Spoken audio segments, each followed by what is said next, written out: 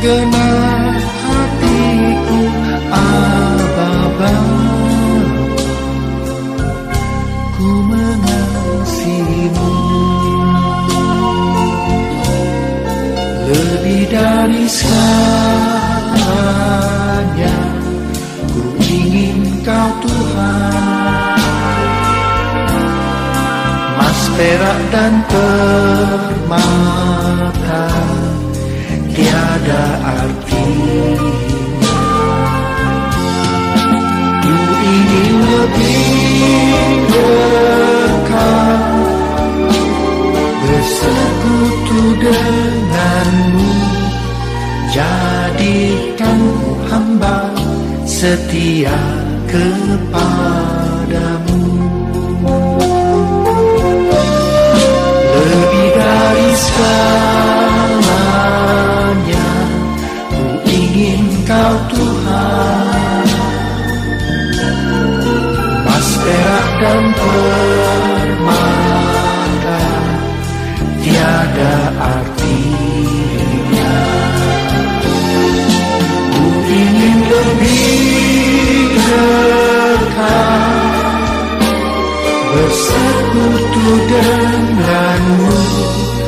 Jadikanku hamba setia kepadamu. Aba Bapa, Aba Bapa, Kau segalanya bagiku. Ku naikkan syukur padamu dengan segenap hatiku, Aba Bapa, ku mengasihimu.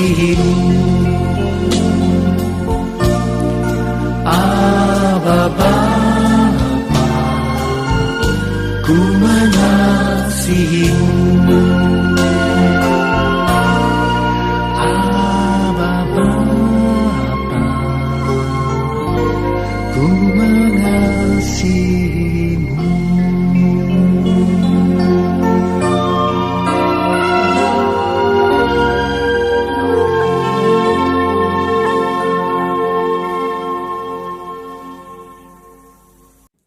Shalom, selamat pagi Bapak Ibu yang dikasihi Tuhan. Sebelum kita mendengarkan kebenaran firman Tuhan, mari kita satukan hati, kita berdoa. Kembali kami datang kepadamu Bapa yang baik. Kami bersyukur buat setiap anugerah, setiap kebaikan Tuhan yang dianugerahkan dalam hidup kami. Kami bersyukur buat hari yang baru yang Tuhan beri dalam hidup kami. Pagi hari ini Tuhan, kami akan mendengarkan kebenaran firman-Mu. Roh Kudus tolong kami, Roh Kudus bantu kami sehingga kami dapat mengerti dan memahami kebenaran firman-Mu, sehingga dengan mudah iman kami dibangkitkan. Urapi hamba-Mu, urapi setiap kami, di dalam nama Yesus hamba berdoa dan mengucap syukur. Amin. Salam, selamat pagi. Kembali kita bertemu di dalam renungan pagi Gereja Betel Maranatha Pekalongan. Saudara yang dikasihi Tuhan, banyak orang merasa bahwa hidup ini tidak mudah. Sebenarnya hidup ini mudah atau tidak mudah, itu tergantung dari cara kita melihat dan memahami hidup. Untuk itu mari kita melihat di dalam Yohanes pasal 3 ayat 27. Yohanes pasal 3 ayat yang ke-27, demikian firman Tuhan. Jawab Yohanes, tidak ada seorang pun yang dapat mengambil sesuatu bagi dirinya kalau tidak dikaruniakan kepadanya dari surga.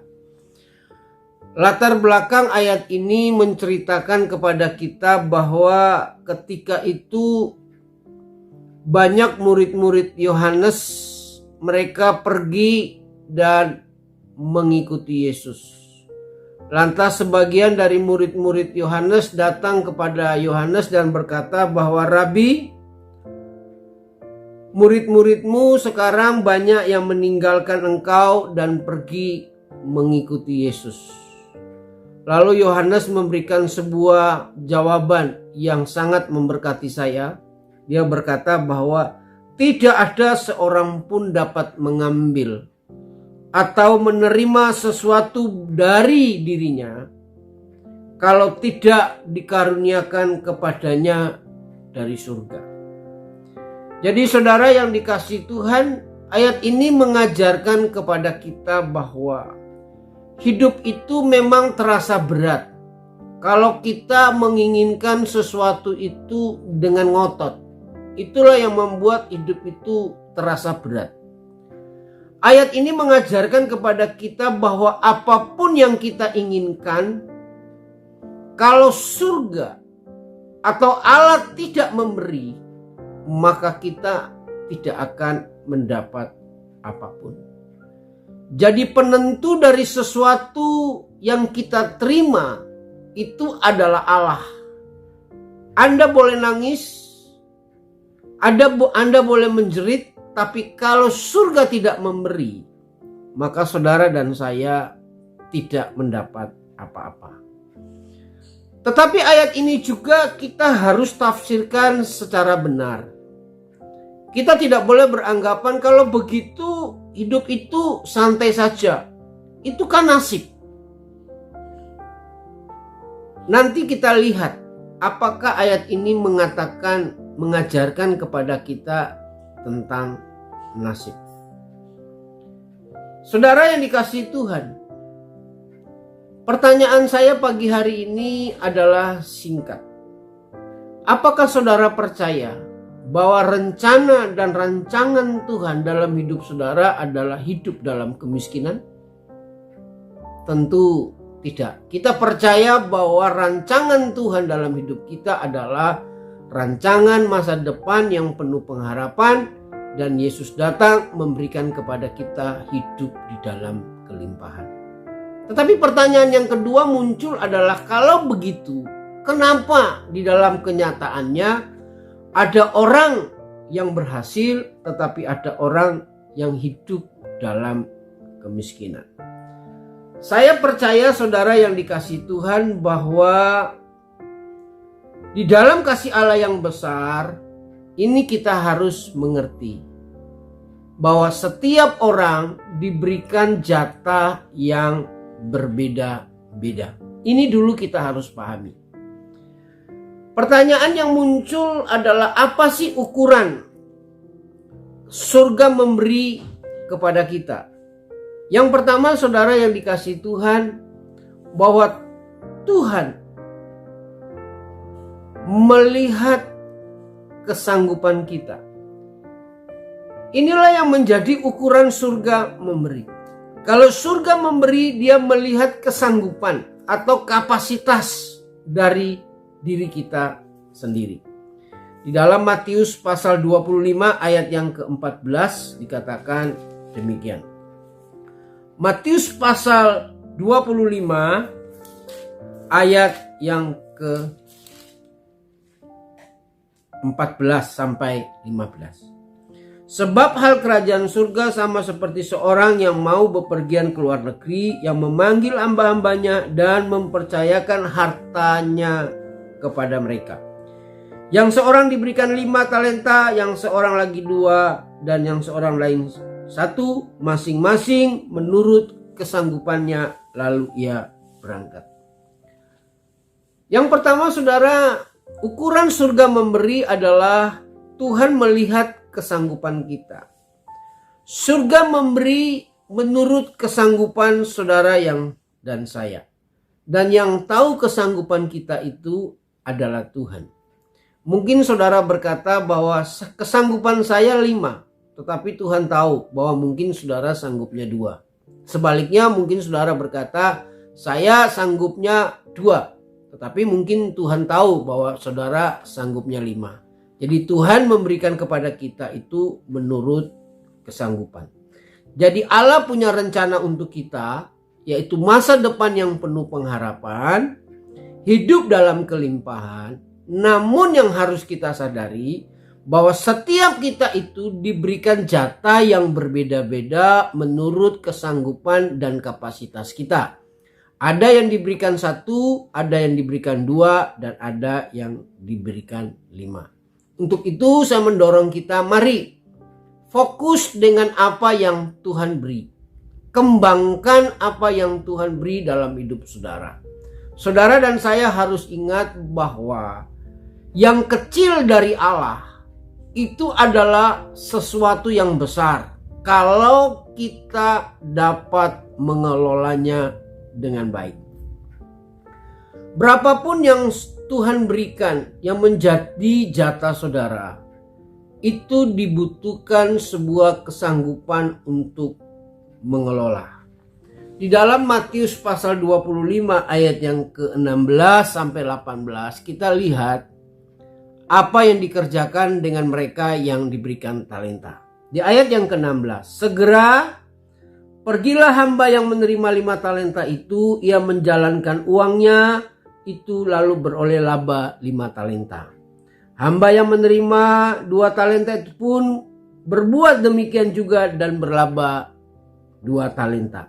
Tetapi hamba yang menerima 1 talenta itu pergi dan menggali lubang di dalam tanah lalu menyembunyikan uang itu. Alkitab berkata bahwa mereka yang diberikan 5 dan 2 talenta dipakai kata ini yang penting, segera. Mereka segera pergi dan menjalankan uang itu. Artinya bahwa mereka itu rajin di dalam mengembangkan talenta, sehingga talenta yang Tuhan beri kepada mereka itu berlipat ganda. Tetapi yang diberikan 1, Alkitab berkata dia pergi dan menyimpan uang itu sehingga uang itu tidak berkembang. Artinya bahwa yang menerima 1 talenta itu dia malas, tidak mengerjakan apa yang Tuhan sudah percayakan dalam hidup mereka. Saudara yang dikasihi Tuhan, apakah kita rajin atau tidak? Itulah yang membedakan orang berhasil atau tidak. Dalam keadilan Tuhan, kita akan melihat kalau ada orang yang rajin diberkati Tuhan, tetapi ada orang yang malas tidak diberkati Tuhan. Saya mau katakan itulah keadilan Tuhan. Itu bukan nasib, tetapi kitalah yang menentukan seberapa kita itu bisa berkembang. Saudara yang dikasihi Tuhan, kunci yang kedua adalah apa sih ukuran surga atau Allah memberikan kepada kita. Yang kedua adalah Tuhan melihat kecakapan dan keahlian kita. Amsal pasal 22 ayat 29 demikian firman Tuhan. Amsal 22 ayat 29 demikian firman Tuhan. Pernahkah engkau melihat orang yang cakap dalam pekerjaannya? Ataukah pernahkah engkau melihat orang yang ahli, orang yang profesional di dalam pekerjaannya? Di hadapan raja-raja ia akan berdiri, bukan di hadapan orang-orang yang hina. Alkitab berkata bahwa orang yang cakap, orang yang ahli dalam pekerjaannya, mereka itu duduk di hadapan raja. Mereka adalah orang-orang yang dihargai. Mereka adalah orang-orang yang mendapat upah yang besar. Saudara yang dikasihi Tuhan, kalau orang itu tidak ahli, tidak cakap, tidak profesional dalam pekerjaannya, maka orang itu tidak akan mendapat upah yang besar. Yang menentukan seseorang itu mendapat upah yang besar karena orang itu ahli. Coba saudara lihat, kalau saudara pergi ke dokter spesialis itu mahal. Kenapa? Karena dia itu ahli, cakap. Orang kalau tidak ahli, tidak cakap, tidak profesional, yang terjadi adalah dalam pekerjaannya terjadi malapraktek. Saudara yang dikasihi Tuhan, dalam Amsal 19 ayat yang kedua dikatakan demikian. Amsal 19 ayat yang kedua A dikatakan demikian. Tanpa pengetahuan, kerajinan pun tidak baik. Banyak orang dalam hidupnya mereka bukan orang yang malas, orang yang rajin. Tetapi mereka tidak mendapat upah sesuai dengan tenaga yang mereka keluarkan. Kenapa saudara? Karena tidak punya pengetahuan. Alkitab berkata, tanpa pengetahuan, tanpa keahlian, kerajinan itu tidak baik. Jadi kita tidak sekedar rajin, tetapi biarlah kita mengasah diri kita menjadi orang yang ahli, orang yang cakap di dalam pekerjaan kita. Sehingga kita menjadi orang yang hidup dalam berkat. Kita memperoleh upah yang besar karena kita adalah orang yang cakap dan orang yang ahli. Yang ketiga saudara, apa ukuran surga atau Allah memberi kepada seseorang? Di dalam Amsal pasal 28 ayat yang ke-20 firman Tuhan berkata demikian. Amsal 28 ayat 20. Orang yang dapat dipercaya mendapat banyak berkat.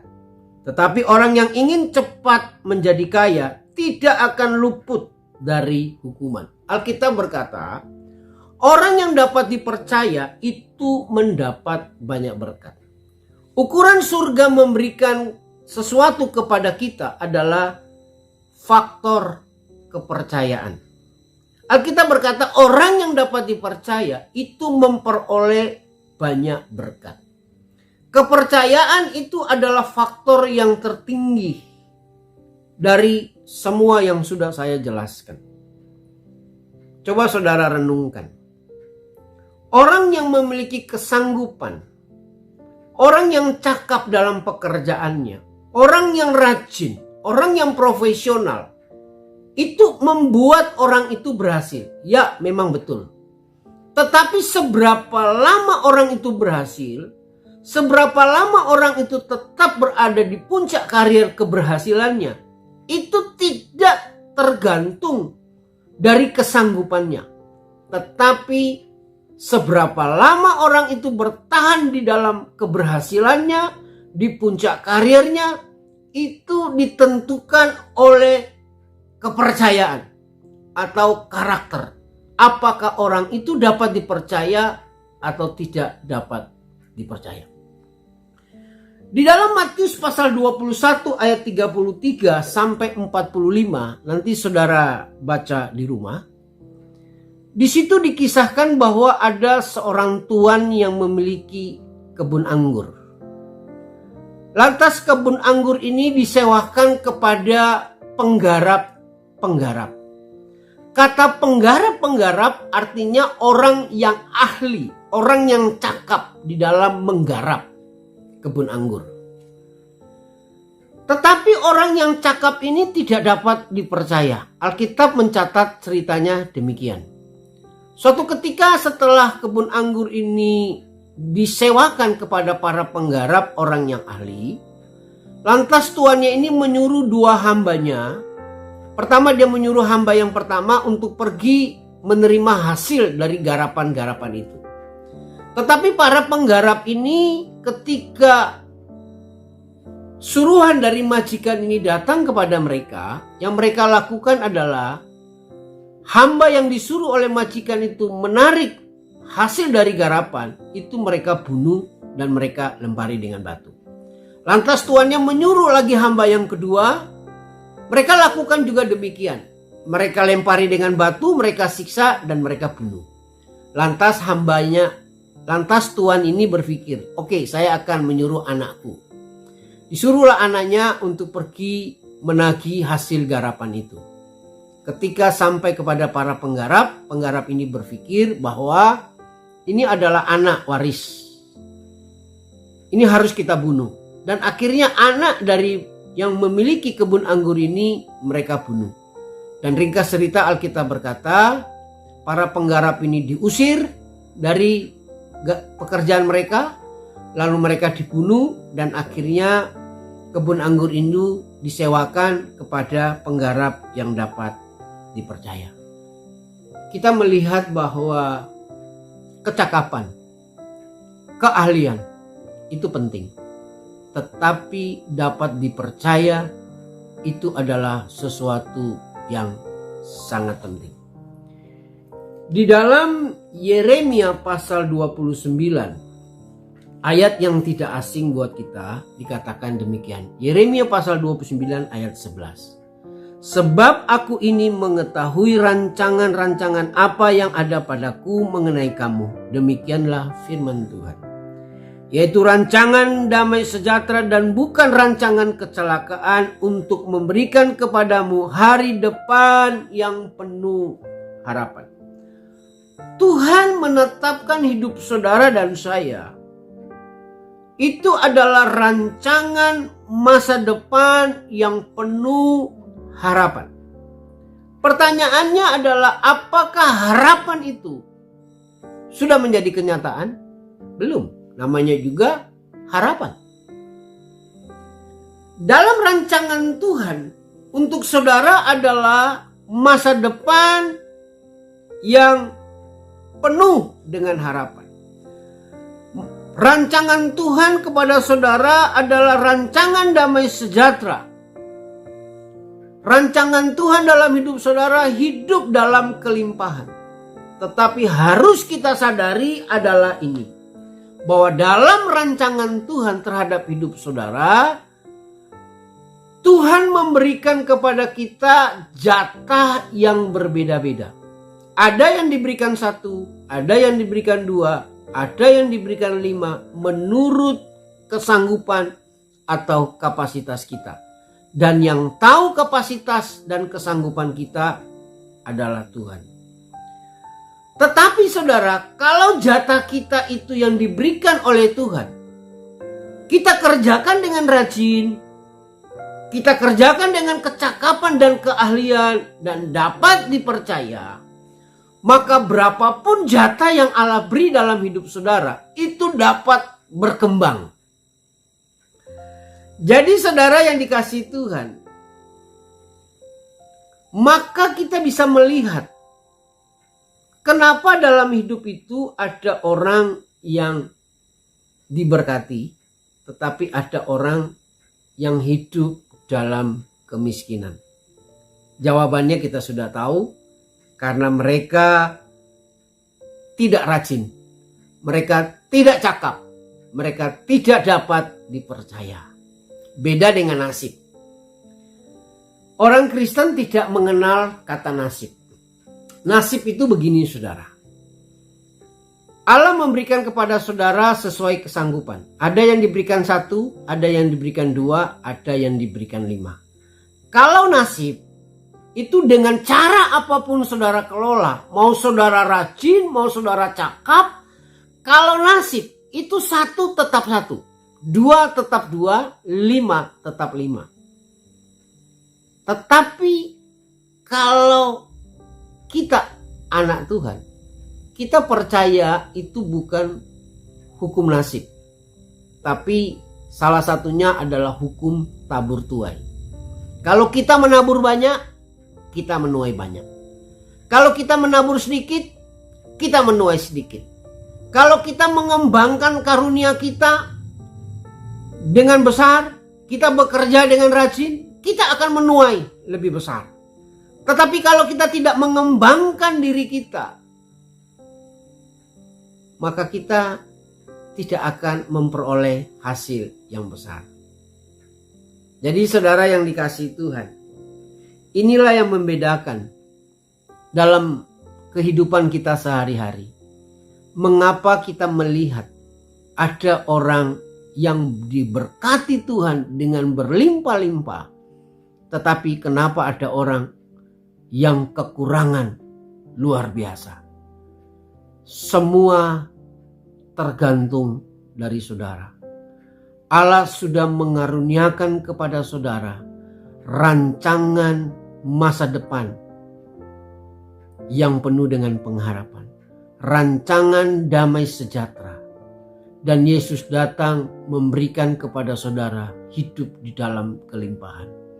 Untuk itu saudara yang dikasihi Tuhan, saya mendorong kita semua, mari, berapapun yang Tuhan berikan dalam hidupmu, kerjakan itu dengan rajin.